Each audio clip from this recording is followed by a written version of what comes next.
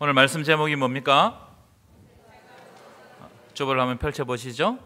말씀 제목을 다시 한번 읽겠습니다. 시작. 모세가 죽은 후에 일어난 일을 오늘 본문에서 기록하고 있습니다. 여러분, 사람은 누구나 죽습니다. 그렇죠?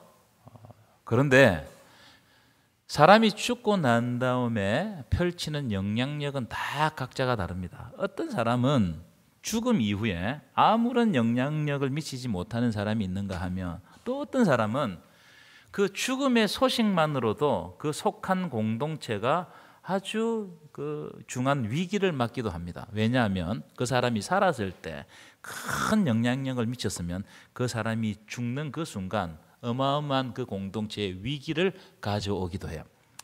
이순신 장군이 노량해전 중에 전사를 했죠. 죽기 전에 자기 부하 장수들에게 뭐라고 이야기했어요? 내 죽음을 적에게 알리지 말라. 그런데 이건 조금 이렇게 순화된 이야기고, 원래는 이렇게 이야기했다고 합니다. 싸움이 급하니 내가 죽었다는 것을 말하지 말라. 그렇게 말했다고 그래요. 왜냐하면 지금 전쟁이 한창 중인데 조선의 사령관이 죽었다는 것을 알게 되면 어떻게 되겠어요? 아군의 사기는 떨어지고 반면에 적군의 사기는 올라가가지고 자칫 잘못하면 이 사기 때문에 이 전쟁이 이기고 지고 한단 말이죠. 그래서 전쟁에서 패할 수 있기 때문에, 그래서 자신의 죽음을 알리지 말라 그렇게 한 겁니다.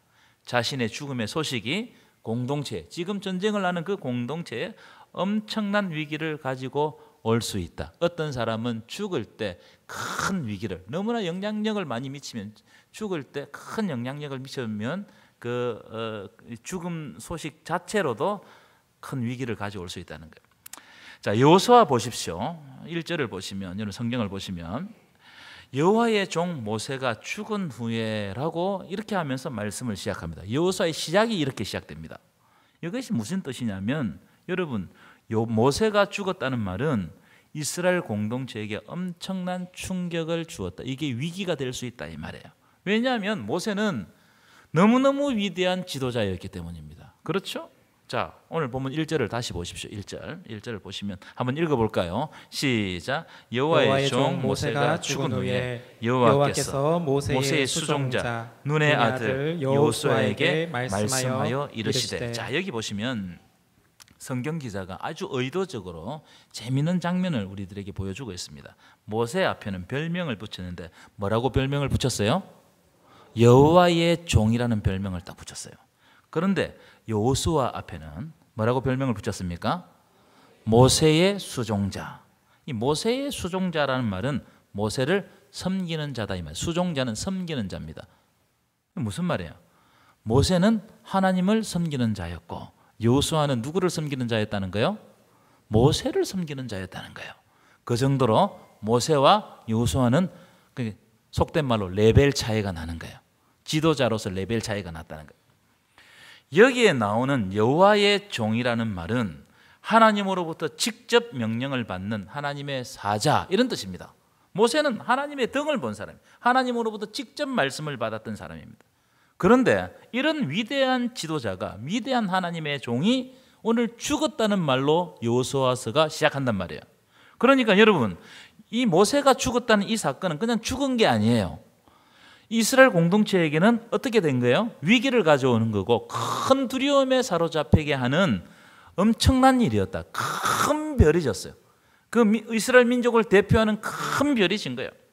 자, 이런 상황 가운데 여호수아가 모세를 뒤를 이어가지고 리더십을 이어받는 장면이 여호수아 1장입니다. 오늘 우리가 읽었던 본문이에요. 이렇게 모세의 뒤를 이어받은 여호수아는 두 가지 큰 문제에 봉착합니다. 모세가 있었을 때는 아무 문제가 안 됐는데 이제 여호수아가 모세의 뒤를 이어서 지도자 역할을 하는데 탁 봉착한 문제가 두 가지 문제가 봉착해요. 첫 번째 문제가 뭐냐? 영적 부담이었어요. 여호수아가 짊어져야 될 이 부담, 영적 부담이 너무 큰 겁니다. 여러분들이 잘 아시다시피 어느 사회건 어느 조직이건 간에 전임자가 부지런하고 아주 뛰어난 지도력을 가진 사람이 전임자라면 후임자는 어떻습니까? 아무리 잘해도 손해예요, 손해. 그렇죠? 빛이 안 나요. 특히 우리 사람들은 대부분이 옛날을 추억하는 이 습관을 가지고 있단 말이에요. 그래서 구간이 뭐라고요? 구간이 명간이다, 그런 말을 많이 합니다. 앞에 있었던 전임자가 모세와 같이 위대한 지도자라면 후임자 여호수아는 이게 엄청난 부담으로 가져온단 말이에요. 여호수아에게는 두려운 일이었어요. 우리가 잘 아는 것처럼 모세는 홍해를 갈랐던 사람입니다. 그렇죠? 반석에서 물이 나오게 했던 사람이에요. 하늘에서 만나를 내렸던 사람입니다.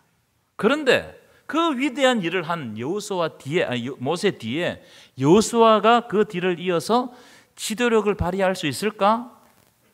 이런 생각을 하면 여호수아가 두려움에 잠길 수밖에 없는 거예요. 제가 우리 교회에 부임했을 때 저는 여호수아의 마음을 좀 이해합니다. 여호수아와 같은 두려움이 있었어요. 엄청난 영적 부담. 내가 과연 이 안동 동부교회 공동체를 영적 지도력으로 이끌어갈 수 있을까? 제가요, 그것 때문에 한 1년 동안 거의 잠을 못 잤어요. 진짜입니다. 토요일 되면 잠이 안 와요. 걱정이 돼 죽겠는 거예요. 그 영적 부담과 그것에 따른 두려움이 있어요. 이 부담이 크면 두려움이 찾아와요. 불안해져요. 이것이 여호수아를 두렵게 한 거예요. 두 번째, 여호수아에게 봉착한 문제는 뭐냐? 정복 전쟁이 기다리고 있었다는 거예요. 여러분, 전쟁이 쉬운 일입니까? 어려운 일입니까? 그렇죠. 목숨 걸고 해야 됩니다. 만약 전쟁에서 진다면 다 죽는 거예요. 포로로 잡히거나 다 죽는 겁니다. 그러니까 백성들의 목숨, 백성들의 운명이 여호수아에게 달려 있는 겁니다. 그런데 가나안 땅에는 이 가나안 땅 사람들이 굉장히 호전적인 민족입니다. 33명의 왕이 버티고 있어요. 그러니까 이게 쉽지 않는 전쟁입니다. 두렵겠어요? 안 두렵겠어요? 두려워요. 이것이 두 번째 부담이었어요. 그래서 여호수아는 이 두 가지 문제 때문에 엄청난 두려움에 빠졌던 것 같습니다. 그러니까 내가 영적 지도자가 되었는데 두려움에 빠졌어요. 여호수아가 얼마나 큰 두려움에 빠졌는지 하나님이 여호수아를 계속 건면하십니다. 반복해서, 똑같은 말로 반복해서 건면하십니다. 자, 6절 한번 보실까요? 6절 보시면 뭐라고 말씀하십니까? 강하고 담대하라. 자, 7절 보실까요? 여기는 부사가 하나 더 붙었어요. 오직 강하고 극히 담대하라. 왜 이런 말을 쓸까요? 지금 여호수아가 너무너무 소심하게 두려움에 빠진 거예요. 불안에 빠진 겁니다. 9절도 보실까요? 더 길게 합니다. 그 다음 노란 글씨 보십시오. 강하고 담대하라. 두려워하지 말며 놀라지 말라. 이게 무슨 말이에요? 모세가 죽은 후에 여호수아는 이게 감당할 수 없는 일이 자기에게 닥쳤다는 것을 알려주는 단편적인 예가 아니겠어요? 여러분, 여호수아가 느끼는 두려움은 곧 이스라엘 백성들이 느끼는 두려움입니다. 똑같은 두려움. 여호수아가 두려움을 느꼈다는 것은 누구도 두려움을 느끼는 거예요? 하나님의 백성들도 똑같은 두려움을 느꼈다는 거예요. 그래서 하나님이 여호수아에게 뭐라고 말씀하시냐? 계속 반복하는 겁니다. 강하고 담대하라. 극히, 오직 강하고 극히 담대하라. 놀라지 말고 두려워하지 말라. 이 말씀을 주시면서 여호수아를 건면한단 말이에요. 제가 한두 번 말씀드린 적이 있는데 어떤 선수가 어떤 종목이든지 간에 경기를 하기 전에 두려움에 빠져버리면 그 경기는 하나마나 보나마나입니다. 경기를 하러 올라가는 선수가 두려움에 빠져버리잖아요. 그러면 그건 하나마나예요. 이틀 전에 무슨 일이 있었는지 아시죠? 대한민국과 브라질과 친선 경기를 했는데 보셨어요? 네, 오직 말씀과 기도로 하신다고 이런 것도 안 보시고 그러시는 것 같은데 몇 대 몇으로 졌습니까? 5대 0으로 졌습니다. 5대 0. 이때는 빵 해야 돼요. 홈그라운드에서 했거든요. 서울에서 했는데도. 그런데 처참한 결과가 났습니다. 그래서 제가요, 그걸 보다가 털다가 다른 데 보다가 또 털다가 무엇 때문일까? 제가 보니까 실력 차이도 있습니다. 실력 차이. 그런데 제가 볼 때 가장 큰 요인은 두려움이에요. 이 아주 막강한 이 브라질이라는 팀을 딱 맞자 쫄아버린 거예요. 못합니다. 두려움이 생기면 실력을 발휘하지 못해요. 고3들 이렇게 지도하다 보면 모의고사 잘 치다가도 수능 가면 망치는 사람이 있어요. 그런 사람은 있죠? 있습니다. 왜 그래요? 두려움이라는 심리적인 요인이 작용해버리면 심리적으로 위축되면 자기 실력이 안 나오는 거예요. 머리가 하얘지고 어떤 사람 이름도 못 적고 내리 적고 막 그런 실수를 한다 이 말이에요. 두려움이 이만큼 무서운 거예요. 자, 그럼 사람은 왜 두려움에 잠길까? 왜 두려움에 잠길까? 오늘 본문과 연관해서 네 가지 말씀을 드려보도록 하겠습니다. 첫 번째, 의지하는 대상이 사라지면 두려움에 빠집니다. 의지하는 대상. 우리 큰애가 한 4살, 5살 정도 되었을 때 집안에서 술래잡기를 자주 하잖아요. 애들이 클 때, 그죠? 제가 숨으면 유건이가 찾고 우리 아들이 찾고 그래서 술래잡기를 많이 합니다. 근데 어느 날 제가 그 집이 좀 넓었어요. 유건이가 찾지 못하니까 꽁꽁 숨어버렸습니다. 그 이제 사택이 반지하처럼 이렇게 생긴 사택이었는데 벽과 우리 집 사이에 창틀이 있었어요. 그 창틀에 그 숨을 수 있는 공간이 있거든요. 제가 거기 넘어서 숨었어요. 그리고 이 창틀 사이로 이 애가 어떻게 하는가 제가 싹 지켜봤죠. 애가 저를 막 찾더니 더 이상 찾을 수 없게 되자 어떻게 하는 줄 아세요? 자기의 머리를 막 때리면서 고함을 지르는 거예요. 너무나 두려우니까. 그래서 내가 깜짝 놀라가지고 뛰어나와가지고 제가 그 애를 안아줬습니다. 그 다음부터 그런 장난은 안 쳤어요. 너무너무 두려운 일이잖아요, 애한테는. 누구든지 사람은 자기가 의지하는 대상이 사라지면 두려움에 잠기는 거예요. 일찍 부모님을 여인 사람들의 마음에는 항상 두려움이 있어요. 불안이 있단 말이에요. 왜냐? 내가 가장 의지하는 사람을 잃은 것에 대한 두려움이 이게 사라지지 않아요. 평생 남는 거예요. 평생. 자기 죽을 때까지. 이거 비단 부모님뿐이겠어요? 돈을 의지하고 살아온 사람들은 여러 가지 이유로 돈이 갑자기 없어지면 두려움에 잠기겠어요? 안 잠기겠어요? 엄청난 두려움에 잠깁니다. 권력을 가지고 떵떵거렸던 사람이 권력 떨어지면 어떻게 되겠어요? 엄청난 두려움에 잠기는 거예요. 건강 걱정하지 않고 살았는데 건강이 갑자기 나빠지면 두려움에 잠기겠어요? 안 잠기겠어요? 엄청난 두려움이에요. 내가 의지하는 대상이 사라지면 누구든지 두려움과 불안에 빠질 수밖에 없다는 거예요. 저와 여러분 다 같습니다. 그런데 보십시오. 오늘 모세가 죽었어요. 여호수아가 그렇게 의지했던 모세가 죽었습니다. 두려웠겠습니까? 안 두려웠겠습니까? 대답을 해봐요. 두려웠겠어요? 안 두려웠겠어요? 여러분 모세는 어떤 존재냐? 모세는 여호수아에게 그야말로 스승 영적 아버지, 위대한 지도자. 그런데 그 모세가 죽었어요. 신명기 34장을 여러분 오늘 가서 한번 보십시오. 34장에 보면 바로 앞장입니다. 34장에 보면 모세가 죽었을 때 나이가 120세였는데 그의 눈이 흐리지 아니하였고 그의 기력이 쇠하지 아니하였다. 이렇게 기록하고 있어요. 이게 무슨 말입니까? 모세가 죽을 날이 되어서 죽는 게 아니고 하나님이 그냥 갑자기 불러가신 거예요. 어느 날 갑자기. 죽을 때가 된 게 아닙니다. 아직까지 살 날이 한참 남았는데 하나님 불러가죠. 그럼 갑자기 불러가신 겁니다. 그러니까 여호수아는 모세의 죽음 때문에 갑자기 모세가 사라지자 두려움을 느낄 수밖에 없었다 이 말이에요. 자, 두 번째 오늘 본문에 나오는 두려움은 막중한 책임감 때문에 두려움을 느껴요. 막중한 책임감이 너무 크면 두렵습니다. 내가 이 일을 과연 잘할 수 있을 거냐. 제가 몇 번 말씀드렸지만 제가 교육전도사로서 첫 번째 설교했을 때 기억납니다. 얼마나 떨었던지 그래서 다리가 달달달 떨리는 거예요. 그래서 제가 강대상을 잡았는데 그 강대상 균형이 안 맞았나 봐. 강대상도 드드드 떨리는 거예요. 그런 기억하세요? 여러분? 여러분들도 좀 제가 그런 장면들을 보거든요. 예배 중에 권사님들 중에서 기도하러 오랜만에 올라오신 분들 있잖아요. 다리를 달달달달 뜨시는 분들이 있습니다. 성도들은 여기 막기가 잘 안 보이지만 저는 뒤에서 보니까 다 보여요. 달달달달달 떨고. 막중한 책임감. 이걸 잘해야 되는데. 지금 여호수아는 가나안 땅을 정복해야 되는 막중한 책임감이 있었습니다. 여러분 전쟁에서 이기면 땅을 정복하는 것이지만 전쟁에서 지면 이게 형편없는 일 아니겠습니까? 이런 막중한 책임감이 여호수아의 어깨에 짊어지어 있는 거예요. 여러분 큰 책임감이 있으면 그만큼 두려움도 커집니다. 세 번째 두려움은 뭐냐? 불확실성에 대한 두려움이에요. 불확실. 여러분 확실하면 두렵지 않습니다.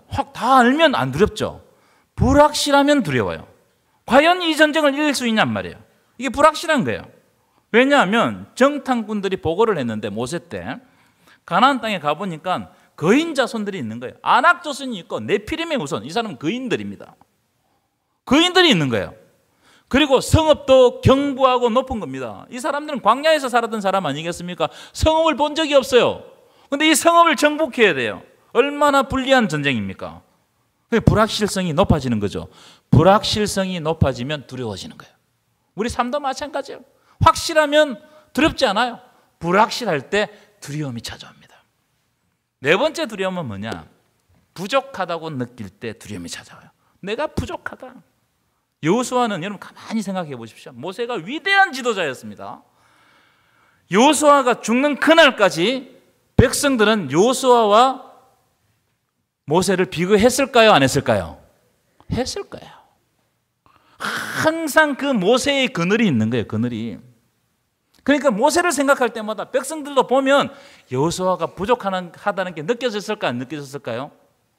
백성들에게 내가 부족하다는 것을 들키면 나도 내가 부족한다는 거 아는데 이게 노출되는 순간 더 두려워요. 더 두렵단 말이에요. 두려움이 이런 두려움, 내가 부족하다는 것을 아는 이 두려움이 찾아오면 자신감을 잃어버립니다. 자신감을 잃어버리면 아무것도 못해요. 이 부분에 대해서도 제가 사역을 하면서 느낀 점이 있는데 제가 와서 매일 생각하는 겁니다. 내가 과연 안동 동북의 담임 목사로서 잘하고 있는가? 이 생각 참 진짜 여러 번 합니다. 그런데 여러분들은 잘 모르겠지만 저는 알잖아요. 내가 부족해요. 너무너무 부족한 겁니다. 그걸 깨달을 때마다 두려움을 느껴요. 잘해야 되는데. 그렇다고 해서 잘하는 것도 아니에요. 그런데 그럴 때마다 두려움을 느끼죠. 나 때문에 공동체가 성장하지 못하면 어떡할까? 그런 두려움이 있어요. 여러분, 두려움에 사로잡히면 한 걸음도 앞으로 못 나갑니다. 두려움에 사로잡히면 잠도 안 와요. 밥도 안 넘어갈 때가 있습니다. 어떤 때는 그 걱정으로 말미암아 일상이 멈췄습니다. 아무것도 하지 못하는 거예요. 자, 여호수아도 마찬가지로 생각합니다. 이렇게 두려워하고 있는 여호수아에게 오늘 하나님께서 어떻게 하시느냐? 말씀을 통해서 위로하고 힘을 주세요. 그래서 여러분, 말씀이 중요합니다. 오늘 말씀을 통해서 여러분들을 위로하시고 힘을 주실 줄 믿습니다. 하나님은 두려움에 사로잡혀 있는 여호수아에게 두 가지 해결책을 주세요. 첫 번째 해결책은 뭐냐? 하나님이 여호수아와 함께 하신다는 거예요. 따라합시다. 하나님이 여호수아와 함께 하신다. 믿으십니까? 5절을 읽어보겠습니다. 5절 중요한 구절이에요. 시작. 내 평생에 너를 능히 대적할 자가 없으리니 내가 모세와 함께 있었던 것 같이 너와 함께 있을 것임이니라. 내가 너를 떠나지 아니하며 버리지 아니하리라. 아멘이십니까? 내가 모세와 함께 있었던 것 같이 너와 함께 있을 것이다.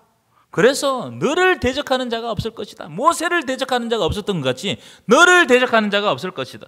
왜냐하면 내가 하나님이 너를 떠나지 않고 너를 버리지 않을 것이기 때문이라는 거예요. 아멘이시죠? 여러분, 우리가 착각할 때가 있어요. 뭘 착각하느냐? 모세가 오경에 보면 여러 가지 기적과 능력을 행했습니다. 그런데 그것은 모세 자체가 무슨 큰 능력이 있어서 능력을 행한 게 아닙니다. 그것은 하나님이 모세를 통해서 일하신 거예요. 모세는 하나님이 사용하시는 도구입니다. 모세가 하나님이 아니에요. 그걸 착각하면 안 됩니다. 아까 앞에서 말씀드린 홍해를 가르고 반석에서 물을 내고 하늘에서 만나를 내린 것은 모세의 능력으로 한 게 아니단 말이에요. 하나님이 필요하실 때 모세를 통해서 일하신 것입니다. 믿으십니까?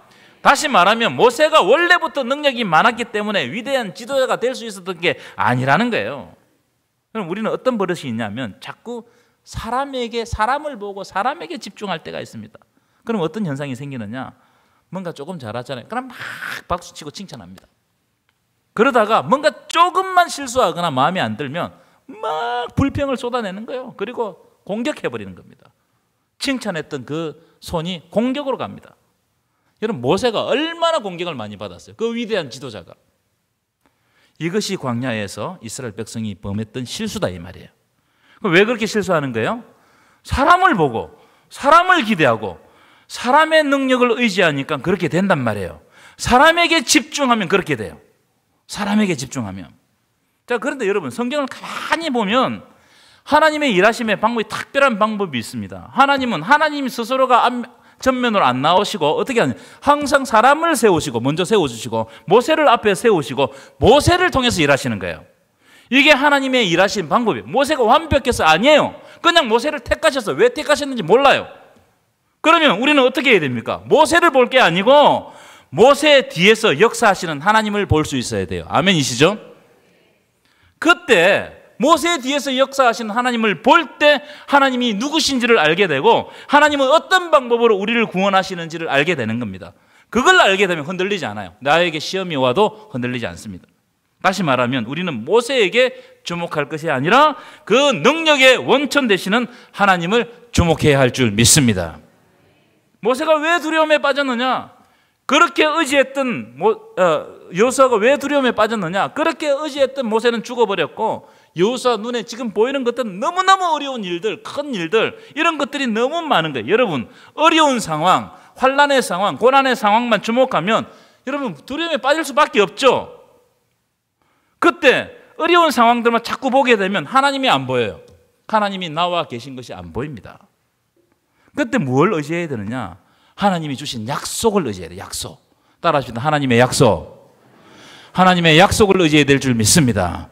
사람의 말을 여러분 의지하지 마시고 하나님의 약속, 그 하나님의 약속에 우리가 뿌리를 단단히 내려야 우리가 흔들리지 않는단 말이에요. 자, 5절 다시 보여주실까요? 하나님이 뭐라고 약속하셨느냐? 잘 보십시오. 내가 모세와 함께 있었던 것 같이 너와도 함께 할 것이다. 내가 너를 떠나지 않을 것이다. 여러분, 모세가 능력이 많아서 그런 게 아니잖아요. 하나님이 함께 하셨기 때문에 위대한 지도자가 되었어요. 그래서 모세와 함께 있었던 것 같이 너와도 함께 할 것이다. 여러분 삶에 하나님이 함께 하시는 줄 믿습니다. 여러분 삶에 두려움이 있습니까? 혹시 여러분 삶에 광야가 있습니까? 하나님이 함께 해달라고 기도하시기를 축원합니다. 밤에 제가 한 번씩 이제 제 딸하고 슈퍼 같은 데 이런 데 가잖아요. 딸을 데리고 가면 무서운 곳을 지나갈 때가 있어요. 별로 무섭지도 않은데 그 애한테 무서웠나 봐요. 그곳을 딱 지나가면 걔가 제 팔짱을 탁 낍니다. 평소에는 싫어하다가 그곳만 지나가면 제 팔짱을 끼면, 그러면 어떨까요? 제 기분이 좋을까요? 나쁠까요? 너무너무 좋아요. 하나님이 함께 하시면 우리에게 복이 되겠죠. 그런데 하나님께도 큰 기쁨이 됩니다. 우리가 하나님을 의지하면 이게 우리의 복이지만 하나님도 그걸 기뻐하신단 말이에요. 내가 하나님을 의지하는 걸 하나님 기뻐하세요. 그래서 하나님이 오늘 말씀을 통해서 우리에게 어떻게 말씀하시느냐? 강하고 담대하라는 거예요.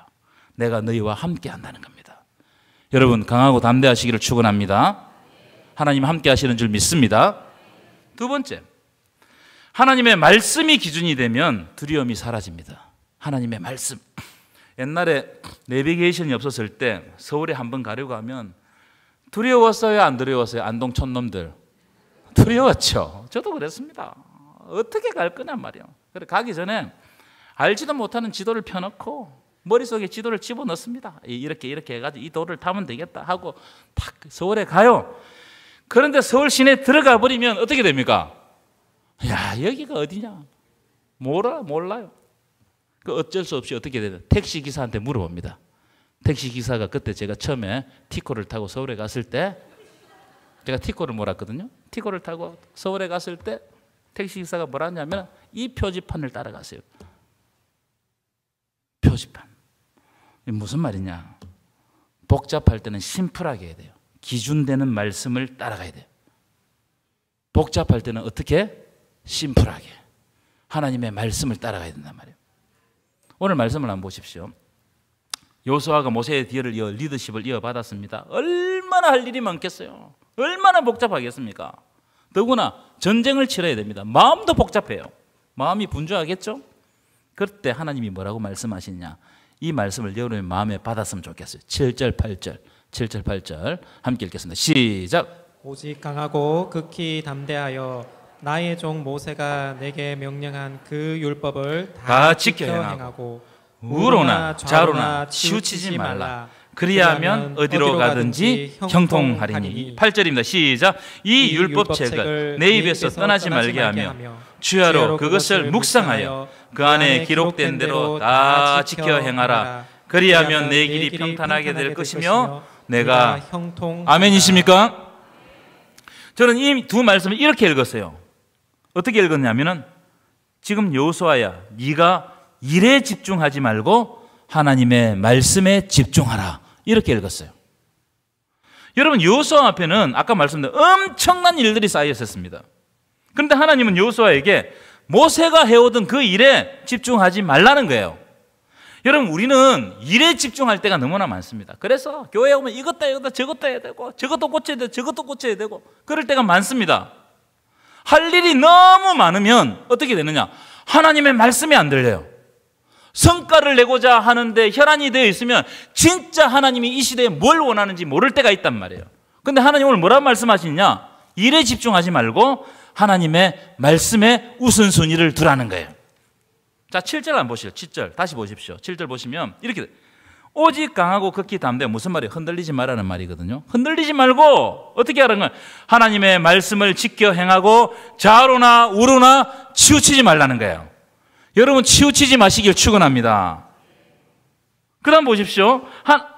하나님의 말씀을 지켜 행하는, 이게 첫 번째 일이라는 거예요. 큰 일 하려고 하지 마라. 하나님의 말씀을 지켜 행하는 이 일을 우선순위에 두라는 겁니다. 8절도 보실까요? 이 율법책을 내 입에서 떠나지 말게 하고 주야로 뭘 하고? 묵상하라는 거. 묵상. 그러면 하나님이 평탄을 주신다는 거예요. 형통을 주신다는 거예요. 여러분, 하나님이 주시는 형통과 평탄이 있게 될 줄 믿습니다. 묵상이라는 단어가 굉장히 중요한 단어예요.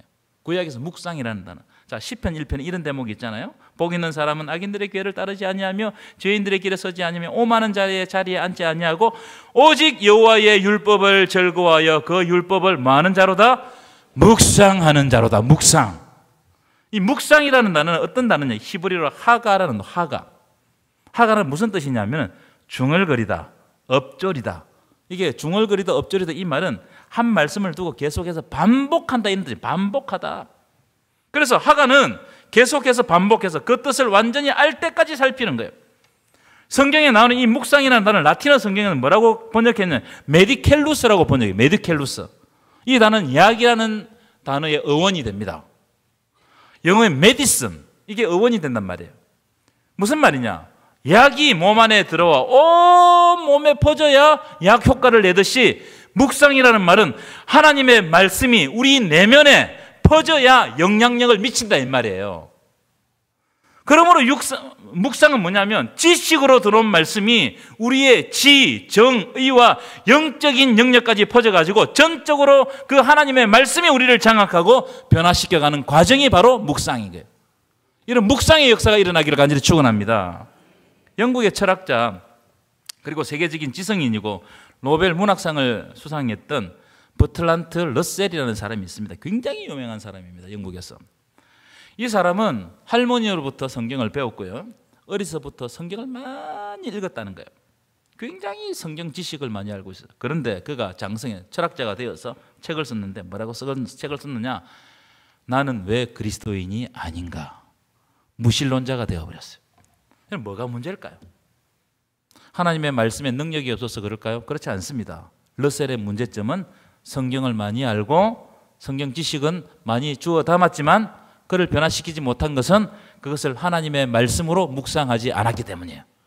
그러니까 하나님의 말씀이 안 되는 거예요. 내 말씀이, 나에게 주시는 말씀이 안 된단 말이에요. 그래서 묵상은요, 단순한 성경 읽기가 아니라 하나님의 음성이 들려질 때까지 엄미하는 거예요. 엄미하는 거예요. 예로부터 영성 수련가들은 묵상을 소의 대새김질에 비유했어요. 말씀을 씻고 또 씻고 묵상하고 또 보고 그 말씀이 내 것이 될 때까지, 하나님의 말씀으로 들려질 때까지 그 말씀을 반복하는 거예요. 오늘 들리는 말씀도 여러분 그렇게 해야 돼요. 이 말씀이 과연 나에게 무슨 의미가 있나? 그걸 계속해서 의식적으로 받아들여야 돼요. 목회자들의 목회자라고 불리는 유진 피터슨이 있던 이 책을 먹으라 보여주실까요? 이 책에서 이런 이야기를 합니다. 유진 피터슨 목사님이 자기 집에서 키우는 사냥개를 데리고 산책을 한 일이 있었는데 산책을 하다가 사슴뼈를 하나 발견했어요. 이 개가 그 뼈를 집으로 가져와 가지고 그 뼈다귀를 계속 이 하얀 뼈가 드러날 때까지 물고 뜯고 그 뼈다귀를 계속 음미하는 겁니다. 그 장면을 딱 보다가 갑자기 이 목사님의 머리에 뭐가 들었냐? 히브리어 단어 하가 묵상이라는 단어를 연상했어요. 아, 저게 묵상하는 거구나. 하나님의 말씀을 그냥 한번 듣고 치우는 게 아니고 계속해서 반복해서 그 말씀이 나에게 주시는 말씀이 될 때까지 그 말씀에 집중하는 거예요. 이게 묵상이다. 여러분, 오늘 주시는 말씀을 흘려듣지 마시기 바랍니다. 묵상은 그 말씀이 될 때까지, 나에게 주시는 말씀이 될 때까지 되새김질하는 거예요. 오늘 본문에 보면 여호수아에게 하나님이 전쟁 준비를 하라, 큰 일을 하라 이렇게 이야기하지 않았어요. 뭘 하라는 거예요? 말씀 묵상을 통해서 하나님의 뜻을 깨닫고 하나님의 의도를 파악하라는 거예요. 이게 전쟁 준비하는 것보다, 어떤 큰 일을 하는 것보다 더 중요하다. 여러분, 하나님의 말씀을 여러분의 마음에 담으시기를 축원합니다.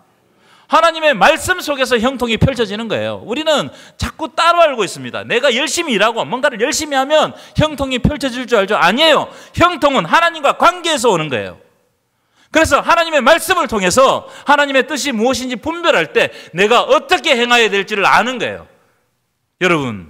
여러분에게 이런 놀라운 역사가 일어나기를 축원합니다. 말씀을 흐트러 듣지 마십시오. 들을 귀 있는 자들이 되시기를 축원합니다. 똑같은 기라도 오늘 똑같이 말씀을 전해도 어떤 사람은 그걸 마음에 담고 감동하고 내 삶을 고치는 거예요. 이게 뭐예요? 묵상인 거예요. 근데 어떤 사람은 어떻게 되느냐? 똑같은 말씀을 전해도 그것을 흐트러 듣고 그냥 무슨 말씀을 했는지도 모르고 의뢰이 왔다 의뢰이 가는 겁니다. 그는 뭐예요? 말씀 묵상이 아닌 거예요. 살아있는 말씀이 되지 못한다는 거예요. 여러분, 오늘 선포하는 이 말씀이 살아있는 말씀으로서 여러분의 삶을 변화시켜 가기를 간절히 축원합니다. 그럴 때 두려움이 사라지고 하나님이 주시는 형통을 누릴 수 있어요. 결론입니다.